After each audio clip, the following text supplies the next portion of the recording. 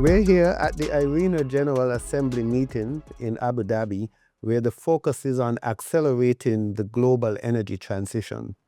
I'm joined by Ms. Charlin Bodley, the Chief Technical Advisor at the Caribbean Center for Renewable Energy and Energy Efficiency, and also the Caribbean focal point at the International Renewable Energy Agency. So Charlin, thank you very much for joining us in conversation today. Pleasure to be here. Okay, so tell us a little bit about your background, your journey very briefly, and how you got to where you are now. Sure. I'm an engineer by profession, environmental engineer, and with a master's in energy engineering. My career in energy started at the government of St. Lucia, the very first energy unit, at a time where St. Lucia understood the intrinsic link between climate change and energy, and it was critical to have a focused approach on energy. I served as a senior technical officer with the government, providing advice, technical support to our senior leaders and decision makers, after which time I had my first opportunity to serve the Caribbean region, to serve CARICOM, with my role at CCREEE as a project development expert.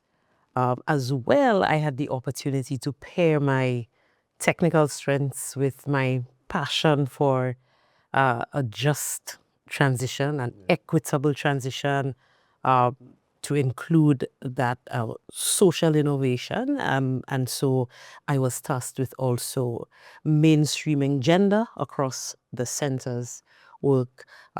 Subsequent to that role, I would have worked with what is formerly known as the Rocky Mountain Institute. They've since rebranded to RMI, and they've done quite some remarkable work in the region supporting our energy transition. And I served as manager of the Energy Transition Academy. There again, pairing my technical strengths, but with a greater focus on workforce. And we know we've spoken a lot about technology, finance, but even if we were to get all our ducks in a row on that side, without people, we have no transition. And so that was really a focus of my work there. I then moved on to a very interesting role as Associate Director of the Energy Innovation Portfolio at the Jeff Bezos Earth Fund. And it was quite interesting as my first opportunity to work on the side of the funding for a big philanthropist who had taken a bet on fighting climate change.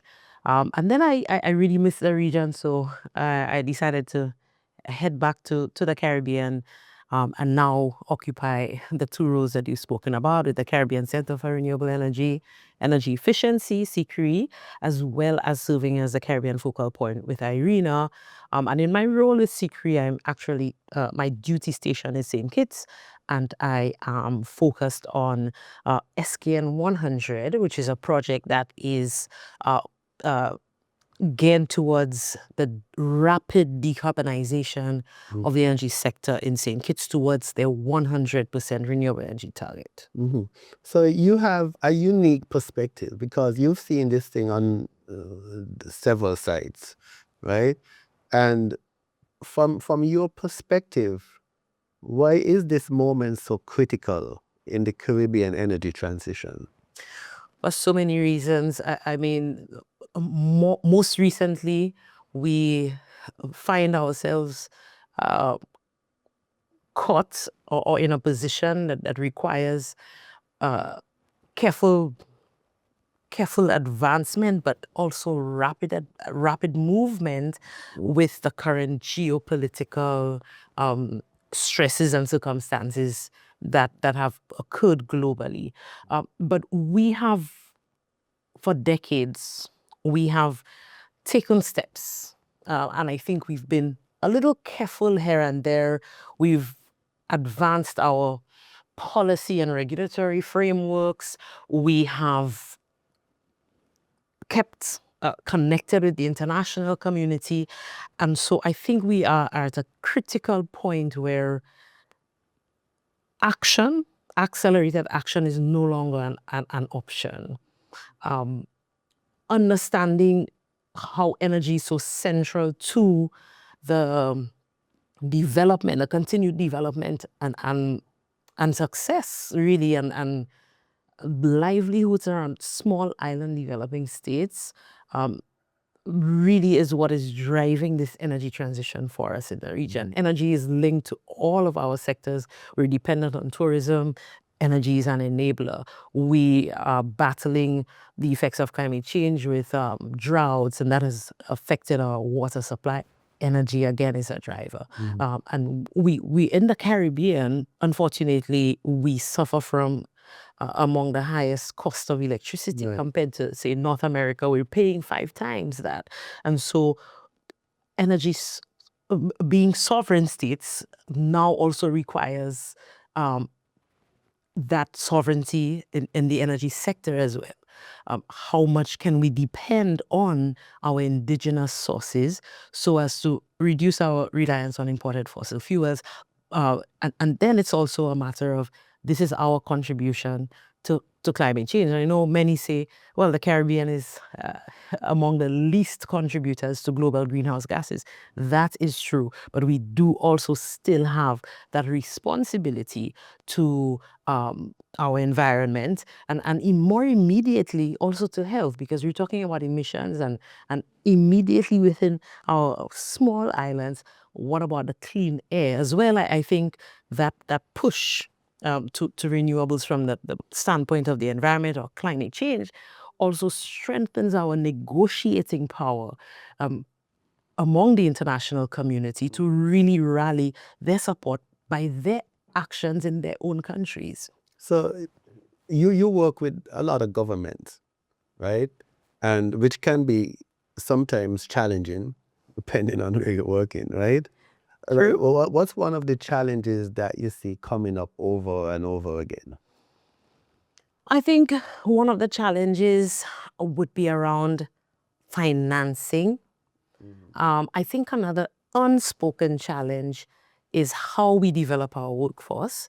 And if I may take the first, we keep hearing there is financing out there, and that should translate to, therefore, it is easy to get the financing, the funding to get projects on the ground. So the willpower is there.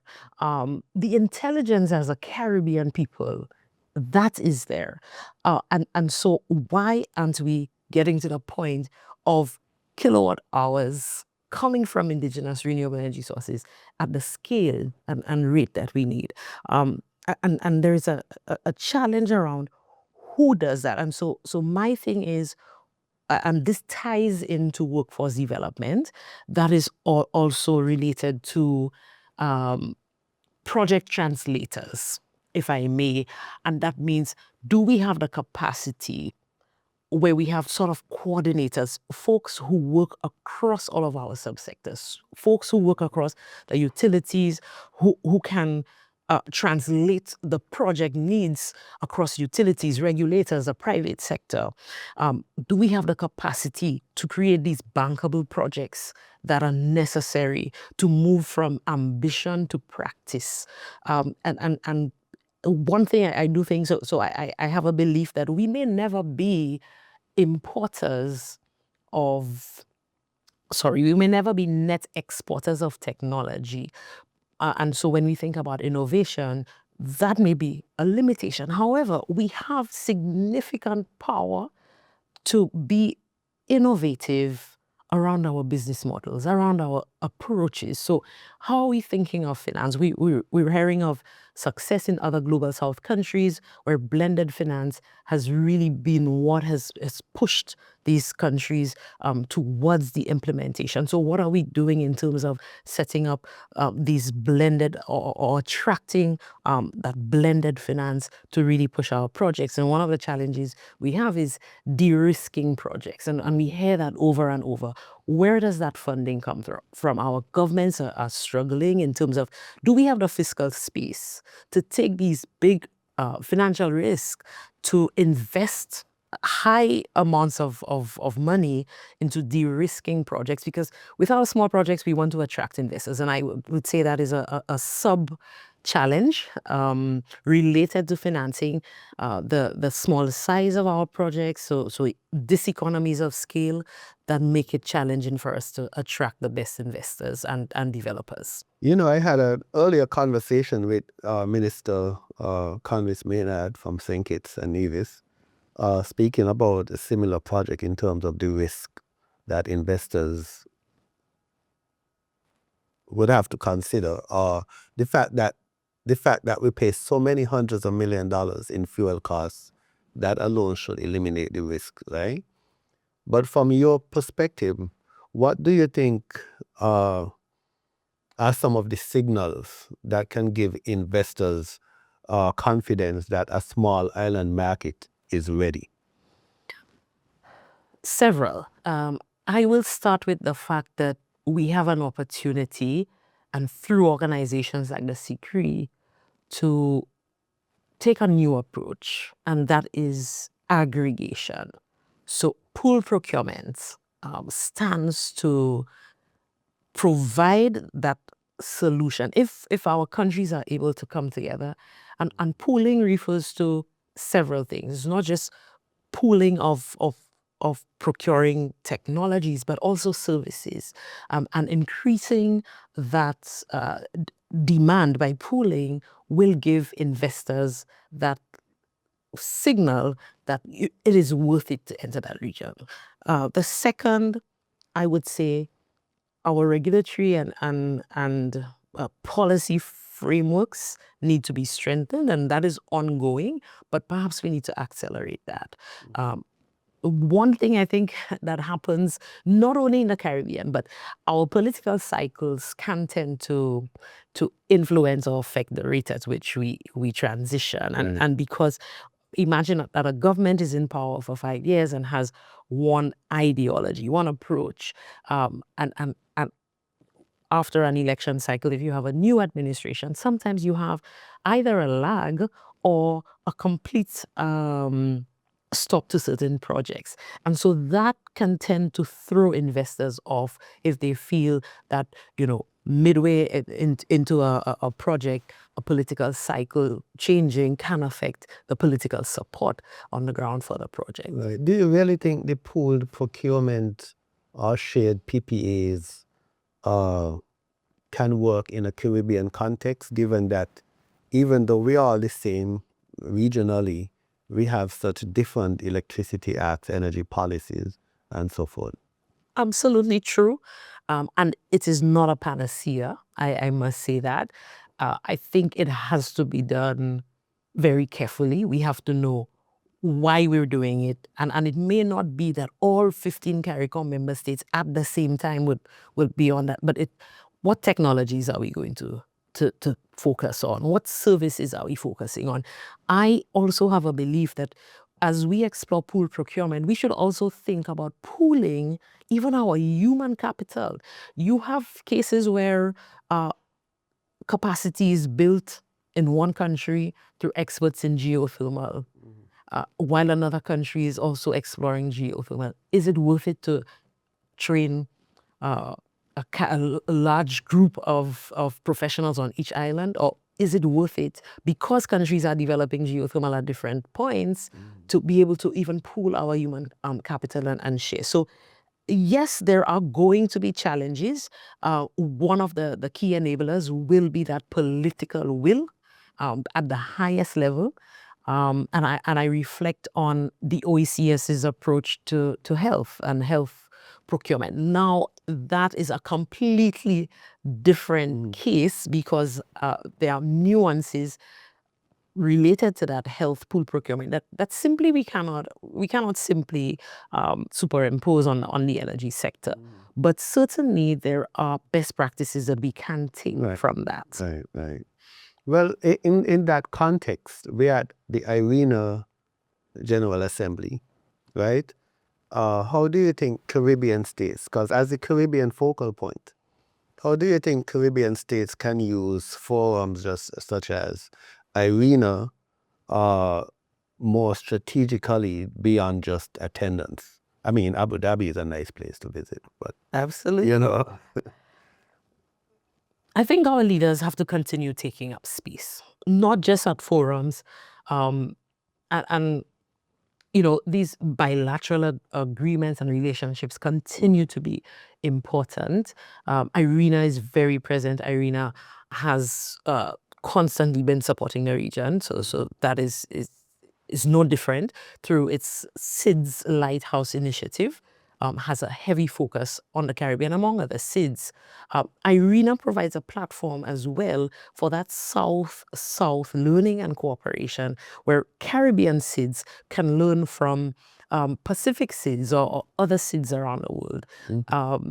At the same time, one of the things that we must leverage is the Caribbean Center of Renewable Energy and Energy Efficiencies partnership with IRENA. So while IRENA has that global view, funneling that IRENA support as well through the Caribbean Center gives it sort of a filter.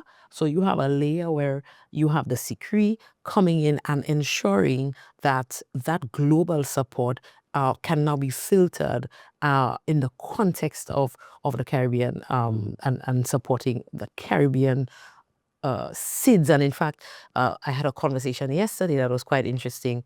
We talk about small island and developing states, which can,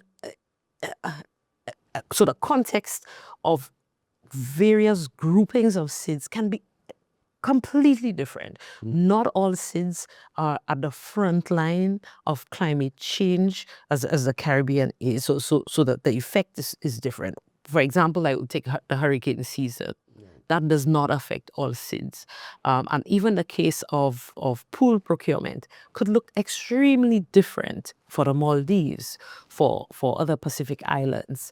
And so we have to be very clear on what our particular vulnerabilities are. And I think, again, that is where IRENA can come in as an international agency to continue supporting the region. So with all these different regions, Pacific Islands and so on that you mentioned, what gives you confidence that the Caribbean can lead in this energy transition rather than follow?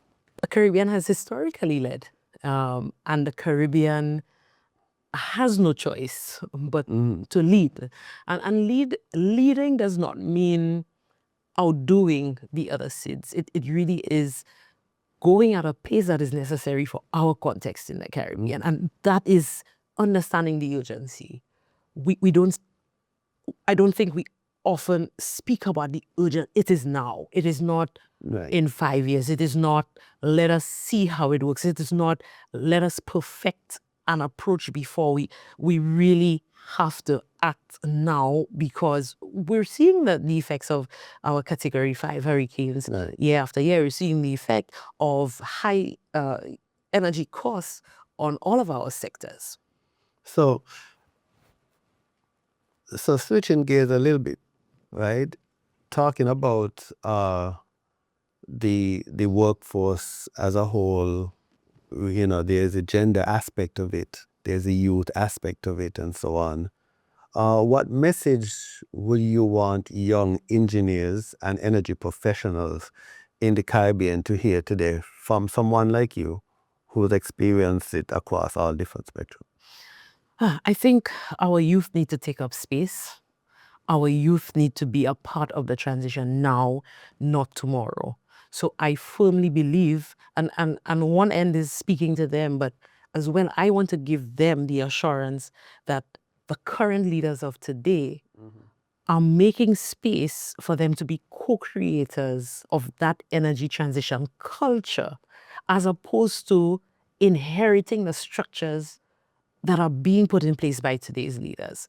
Because if we exclude the voice of the youth, we exclude diverse voices to include the voice of both women and men, boys and girls, the old and the young, then we place ourselves in a position whereby these very structures are not as effective as they should be, are not as long-lasting as they should be. And we're giving them that additional role of breaking down some of the ineffective structures when they are now the leaders of tomorrow, to include their perspectives. And so including them now, making room for them now, is very important to women in the sector. And that is an interesting topic. As we know, women are advancing in our Caribbean countries in several sectors. We have a number of women at the top, a number of women in leadership. The truth of the energy sector is that we don't have diversity at all levels. We don't have, for example, equal representation of women at leadership levels. We don't have equal representation of women at the political level. And where the energy sector is concerned, if we even look at the CEOs across our utilities, or simply women at the mid-career levels in technical fields. And so we must encourage our women to stand up and be counted. Their voices matter. Women make a lot of the decisions, more than men in the household. They make decisions around energy expenditure and energy usage because of the varying roles of men and women. And so because they are the primary users of energy within the home, they need to be part of the solution. And they need to be encouraged to be bold and take up space, but we also need to create that space for them. So on a personal level, what has helped you to navigate these leadership spaces that you mentioned, right, that have been traditionally male-dominated, especially in this energy sector? I would say passion. Passion has kept me going. It has at times been very encouraging and at times discouraging. I must appreciate the support of even male allies within the space and male mentors throughout my career. I have looked to other female leaders. So I believe that creating a role model effect is quite effective. Right. And so looking to other women who have stayed the course and who have made significant contributions to our sector, that has been encouraging. But more so, thinking of myself now as a role model for younger women and thinking of the future. I have a daughter, and I would hope that she has equal opportunity to participate in any sector, work in any sector where her passion lies. And so I have to be that woman to encourage other women. In a panel discussion today, a fellow panelist made the point, I'm sorry, I don't remember the person who she quoted somebody who said that it is criminal for one woman to not support another woman, or to make things difficult for another woman. And so, with that passion, I have stayed the course because I do hope to be that positive role model for other women. So this is the segment where you can give a shout out, right? So I want to know who has inspired you along your own journey, and why does mentorship matter so much in this space? Good question. I would have to start at home. My mother, who always and seamlessly created a space where I did not doubt that I could be anything I wanted to be, that I could take up space in any sector at any level, and who never gave up on me, who really pushed the importance of education. In my professional journey, I would have to point out Judith Ephraim. She is now at the OECS, head of the energy unit at the OECS, but Judith was my first manager within my energy career. And she made space for me. There was opportunity to grow. She ensured that I had the opportunity to grow, and was very supportive. And I actually want to point out Mr. Joseph Williams of the CDB, my former Minister of Energy, Dr. Jimmy Fletcher, another former minister, Minister King from St. Lucia, and there are others. I don't want to forget others, even though I don't mention their names. But as well, being part of the WIRE network has been so inspiring. That's the Women in That's the Renewable Women in Renewable Energy Network. And that is really a grouping of all the women in the Caribbean working on both climate change and energy. But they are really an awesome, encouraging, and supportive, inspiring group of women, some of whom are senior to me, some of whom are more junior to me, but are still so inspiring. And so I think in a nutshell, these are the folks who I can credit for me being gratified professionally in this career. One of the persons that I've come across, Nadia Mohammed at IRENA, who I have known for a very long time. And she basically, at least to me, represents like a lot of those things that you mentioned, particularly being a woman in this male-dominated industry and stuff like that. And being that we're here at IRENA, I know she is responsible for coordinating a lot of this stuff. So I just wanted to give a shout out to you, Nadia, about that. I'll join you with that. And Nadia is one of our stars in the Caribbean, and she really should be given her flowers. Quite easy to work with, and Nadia is now an immediate colleague, a direct colleague. I have worked with Nadia from the beginning of my career to now, and certainly in a few years we can look to her as a stalwart in the energy sector throughout the Caribbean. So even from IRENA, serving internationally and representing all SIDS, Nadia definitely still supports our Caribbean SIDS, and for that we must be grateful. So what's next for you? I stayed a path. I stayed a path. I am excited about the project that we are delivering in St. Kitts and Nevis. Tell us about that a little bit. We didn't get to cover much of that, but tell us about the Jeff one. So it's a Jeff-funded project that is being implemented through UNEP, but executed by CCREEE.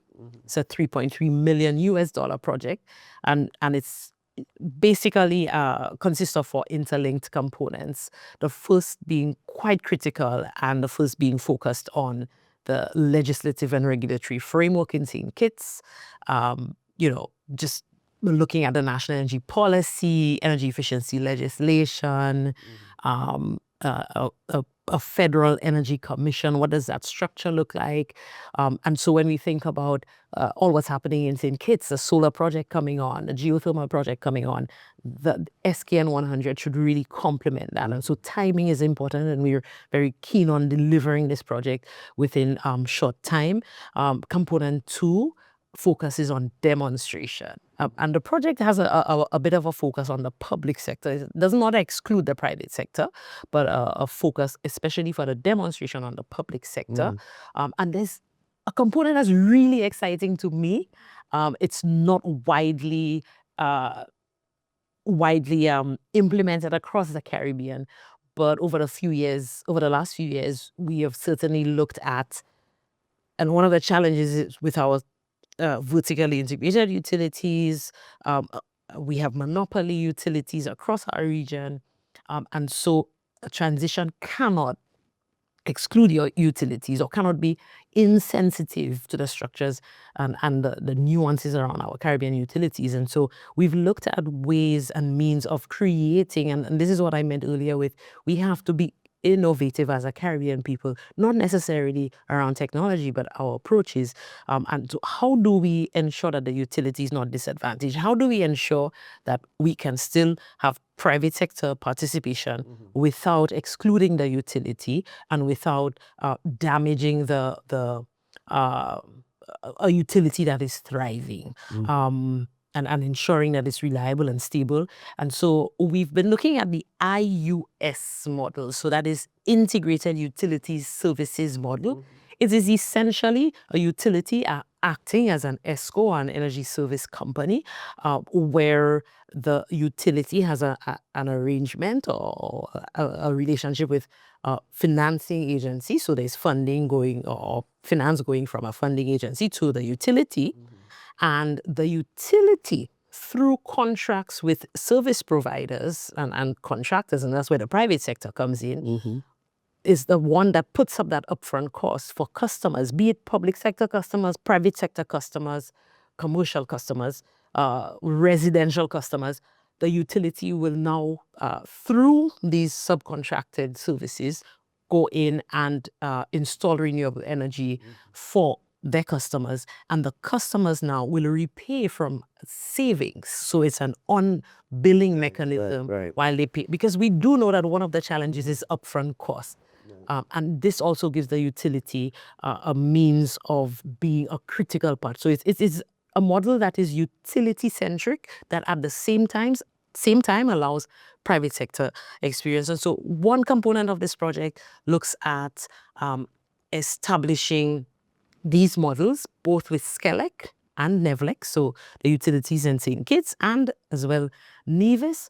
And part of that is a demonstration project to pilot the IUS model. And so we leave the country with operation manuals, with data, and with that assessment of how these demonstration projects could work within an IUS model. But further, and that's where component 3 comes in, a critical approach with this project is scaling up. So that is where your capacity building comes in. Of how do you create a financing window so that your residential client customers could now follow through from that demonstration project? That's what it's meant to do. It's meant to demonstrate how viable it is to include renewable energy within the energy transition in St. Kitts, and to demonstrate how the utility can thrive, the private sector could thrive. And so you now scale that up so that your wider population can participate in that transition. So that's the very exciting SKN 100 project that we are working on. Yeah, so you're from St. Lucia. Absolutely. And now you're living in St. Kitts, at least for this project. So carnival time, St. Kitts or St. Lucia, which one? Why not both?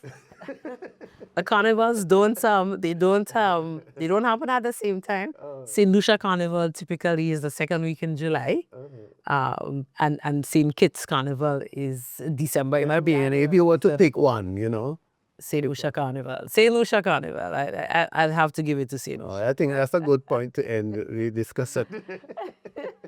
So thank you very much, Charlin, for joining me in this discussion. You're welcome. And best of luck in all your part. Thank you, and continue in the great work that you're doing. I mean, we have typically not given capacity building the approach that it needs. It is typically a small component, an afterthought added to projects.